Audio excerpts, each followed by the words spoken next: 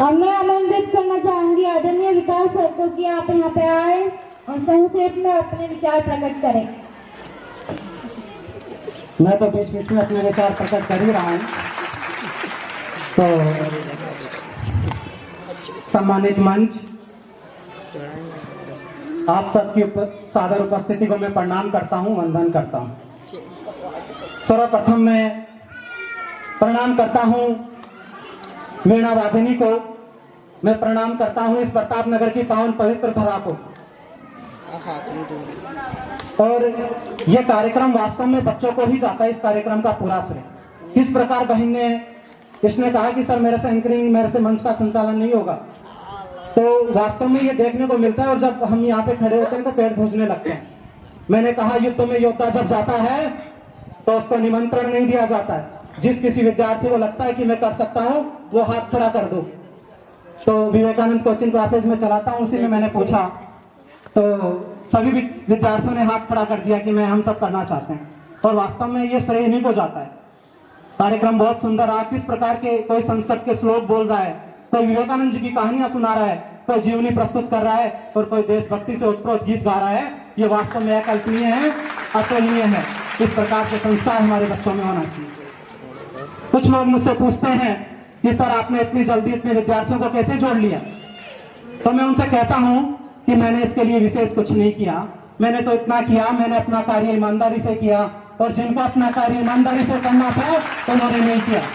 अनेक विद्यालय ऐसे हैं जहां हम इंग्लिश मीडियम में अपने बच्चों को पढ़ाते हैं, गर्व की महसूस करते हैं कि हमारा बच्चा इंग्लिश मीडियम में पढ़ता है। जब कोई रिश्तेदार हमारे घर में आता है हम उसको दिखाते हैं, देखो हमारा बच्चा एक होटल टाइप विद्यालय में पढ़ता है। हमारे एक मित्र है पीछे से प्रकाश जी बैठे हैं, उनके बच्चे बहुत बड़े विद्यालय में पढ़ते हैं। एक बार इनकी वाइफ जो है वो मेरी बहन है, ये मान के चलिए। तो एक बार मेरे को लेके गए कि सर आप चलिए। तो मैंने जाके पूछा, देखा तो विद्यालय देख करके मैं सरप्राइज हो गया, क्योंकि मैं तो टीन सेट के विद्यालय में पढ़ा हुआ था, एक होटल टाइप का। क्योंकि आज के समय में इंग्लिश मीडियम में हम पढ़ा करके गौरव करते हैं, रिश्तेदार आता है तो कहते हैं कि देखो हमारा बच्चा इंग्लिश में बोलता है। जब बच्चे को बुलाया जाता है तो बच्चा बोल नहीं पाता है। कहां से बोलेगा, क्योंकि टीचर को इंग्लिश आती है, बच्चे को नहीं। दूसरी बात, जब पढ़ाने के लिए बोलते हैं तो पढ़ भी नहीं पाता है, और अगर रीडिंग भी मार लेता है तो अर्थ समझ नहीं आता है। ऐसी स्थिति हमारी है। और गुणवत्तापूर्ण शिक्षक जैसे दयानंद जी भाई साहब पूरे विषय के विशेषज्ञ हैं, ऐसे सरकारी विद्यालयों में हम नहीं भेजते हैं, क्योंकि हमें लगता है कि सरकारी विद्यालय वाले तो पढ़ाएंगे नहीं। जिसमें हीरे की तरह चमका करके गवर्नमेंट सेलेक्ट कर करके टीचर लगाती है, ऐसे हीरे को हम छोड़ देते हैं और उन पर विश्वास करते हैं। क्या कभी किसी विद्यालय के टीचर ने आकर के घर विद्यार्थी का देखा क्या?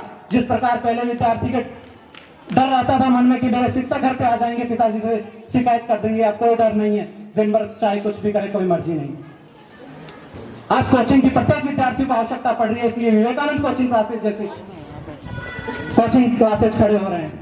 क्यों बढ़ रही है? कहीं ना कहीं जिनको कार्य ईमानदारी से करना था वो नहीं कर रहे, इस वजह से आज कोचिंगों की आवश्यकता पड़ी। प्रत्येक विद्यार्थी को 90% बच्चे, कोविड की बात नहीं कर रहा हूँ, 90% बच्चों को कोचिंग की आवश्यकता पड़ रही है।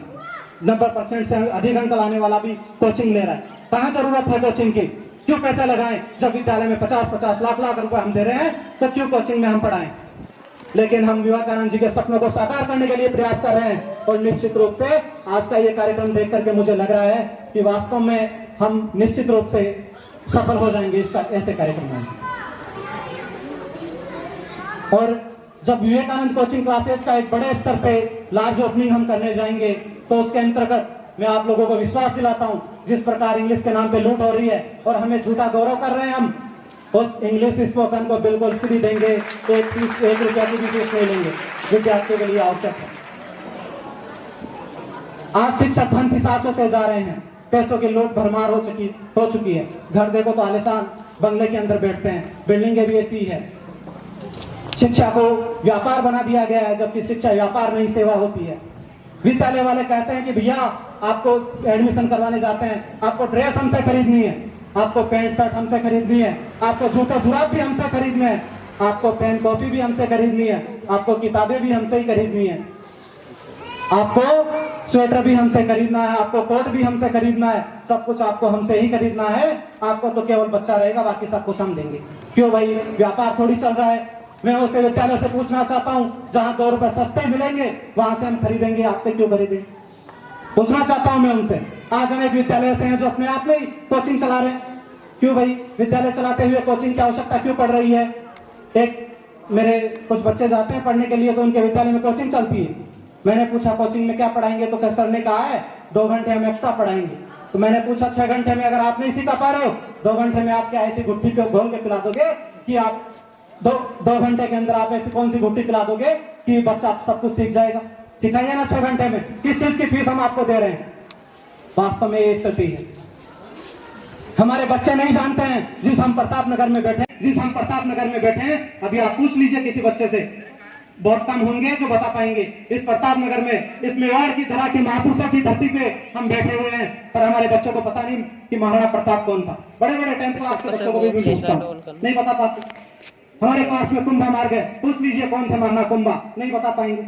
हमारे पास में किला है, पूछ लीजिए मेवाड़ की वो पुत्र को दे देने वाली पन्नाधाय कौन थी, पूछ लीजिए भामाशाह मार्ग के बारे में, नहीं बता पाएंगे।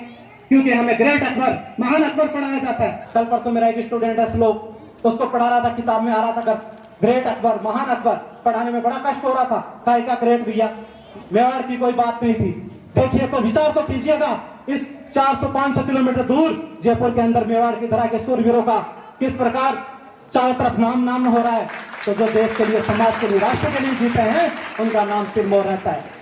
ये केवल जयपुर में नहीं, पूरे भारत में कहीं भी चले जाइए, जहां चेतक सर्किल आपको मिल जाएगा, इस प्रकार के मेवाड़ के वीरों के नाम आपको वहां मिल जाएंगे।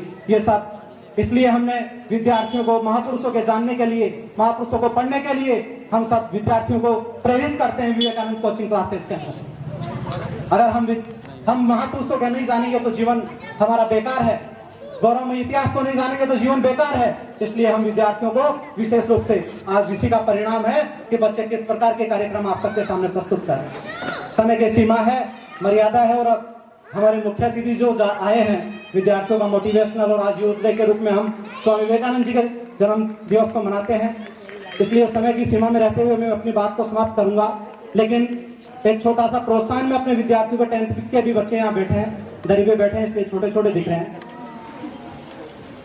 10th के विद्यार्थियों को मैं एक छोटा सा प्रोत्साहन के लिए कहना चाहता हूं, अगर आप क्लास 10th में विवेकानंद कोचिंग क्लासेस का अगर कोई भी बच्चा क्लास 10th में 90% या उससे अधिक अंक लेकर के आता है तो हम उसे, हालांकि हमारा कोचिंग बिल्कुल छोटा है, लेकिन संख्या अभी तो इंडिया गेट और 3 सेक्टर से आई नहीं, इसलिए संख्या ज्यादा हो जाती। कोविड का मामला था, इसलिए सीमित संख्या के अंदर रखा गया है। केवल ये यहाँ के बच्चे हैं, इसलिए मैं इनको विश्वास दिलाता हूँ कि 3100 रुपए का प्रोत्साहन में छोटा सा पुरस्कार आपको, अगर आप 90% या 90 से ऊपर लेकर के आते हैं, मेरी तरफ से आपको दिया जाएगा। ये मैं आपको विश्वास दिलाता हूँ। आपकी पढ़ाई में कोई कमी कसर नहीं रखी जाएगी। मैं अपनी तरफ से पूरा प्रयास करूंगा। अगर आप अपनी तरफ से पूरा प्रयास करने का प्रयास कीजिए, जब हमारे माता पिता बाहर निकले तो उनको लगे कि देखिए उनका बेटा है, जब गौरव से सीना चौड़ा हो जाए और कहे कि वास्तव में इन्होंने नाम रोशन किया है। क्योंकि जीवन तो उसी का है जो जीने या तो देश के लिए जिए या समाज के लिए जिए।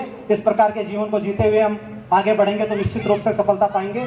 मैं आप सब हमारे छोटे से आग्रह पर मंचस्थ अतिथियों सहित आप सब ने समय दिया, मैं आप सबका पुनः बहुत बहुत आभार व्यक्त करता हूँ, धन्यवाद व्यक्त करता हूँ। बच्चों ने इतना सुंदर कार्यक्रम किया, आयोजित किया, सब कुछ, गार्डन की सफाई की, सब कुछ किया, इसके लिए मैं बच्चों का भी बहुत बहुत हृदय से आभार व्यक्त करता हूँ। बहुत बहुत धन्यवाद।